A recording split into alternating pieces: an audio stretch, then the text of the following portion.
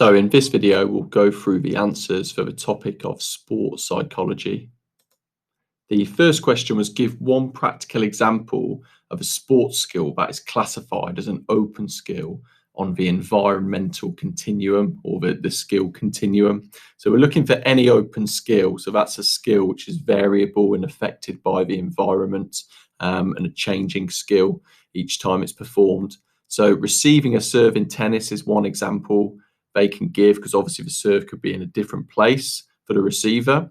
A goalkeeper attempting to save a penalty, a pass in football or netball, or you could have said rugby, dribbling in football or basketball could be another answer. A block in volleyball is another example here. So lots of different examples we can give of open skills. Define the term motor skills and give an example of predetermination as a characteristic of a skillful performer. So a motor skill, if you've put the word movement or movements, you're going to get the mark. And I would go as far to say, if you put a motor skill as is a learned skill or a learned movement, so you use the word learned, then that's enough for the mark as well. Predetermined is one of the characteristics of a skill, and that basically means knowing in your head or remembering the skill so you can then effectively perform it. So that's what we mean by predetermined. So the example given here is a footballer deciding or knowing or remembering where to kick the ball before taking a penalty, or a netballer deciding where to pass the ball next before receiving the ball. So they've already got in their head where they're going to pass. So any example of predetermined skills will be absolutely fine. Is this statement true or false? A sprint start off the blocks in a 100-meter race is an example of a simple skill. Now, this is a bit of a difficult question. So think about simple skills versus complex skills. Simple skills are very easy and don't require much concentration, like a pass in football, for example, or a pass in netball. And a complex skill is a skill where you need a lot of concentration, otherwise you're likely to make a mistake, such as teeing off in golf or taking a penalty in football, for example.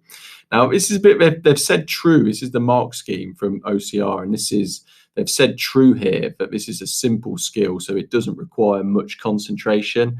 I mean, it could be argued that you do need a lot of concentration, and that's why sprinters often make false starts, because they're nervous and they make mistakes.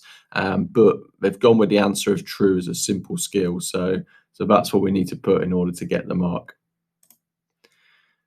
Using practical examples, explain how smart goal setting can improve a specific skill in a physical activity or sport of your choice. So you can pick any sport here, any skill from a sport, and then hopefully, like we understood that we need to basically be talking about smart targets and giving an example of a target that is specific, measurable, achievable, recorded, and timed. So you need to pick a specific skill. That's a specific part of smart target. So the skill they've given an example is shooting in hockey. So skill practice should be measurable. So if you put measurable and given an example of measurable for your skill, for example, to improve shooting in hockey, see how many shots out of 20 you can score, because that's how we're going to measure it. It should be achievable. So for example, for this hockey player, it should be at the right standard for them to cope with the practice. It should be recorded. So it needs to be written down, the target in the first place, and then that target needs to be recorded. So every time you have a go at these 20 shots, you need to record how many you've got, so you can then monitor your progress. And then timed, the goal set should be within a time frame. So after 3 weeks of shooting practice, for example, then the amount of goals scored by the hockey player should be greater, so they know how long they've got to achieve that goal, basically. Obviously, you didn't need to use hockey as an example, but if you've given examples of measurable, achievable, recorded, and timed for another sport, then you're going to get 4 marks. Kim is trying to eat more healthily and be more physically active in order to lose weight. Justify which one of the following goals is most likely to help Kim achieve her goal. So we've got three here, A, B, or C.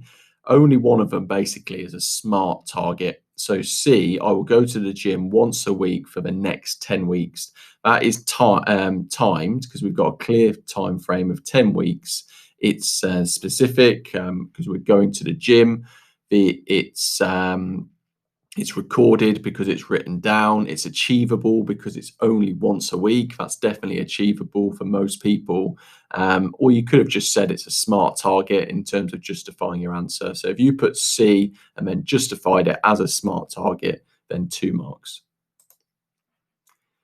Give 2 mental preparation techniques a sports performer might use to prepare themselves before competition. So we've got a few answers to choose from here. We could have said imagery and explained it as imagining success or imagining yourself winning or doing well in future performance. Mental rehearsal or mentally going over actions and strategies before an event. And that could be just before an event, such as when you're lining up a penalty kick in rugby, or it could be days or even weeks before.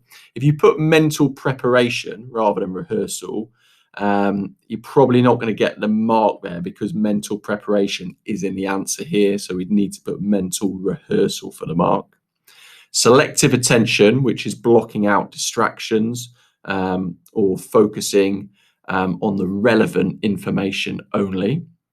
Thinking positively, so positive thinking or positive thoughts, you could have put positive self-talk, and this, or you could have even put negative thought stopping in order to encourage yourself and stay positive, which leads to confidence and higher self-esteem and will reduce anxiety as well.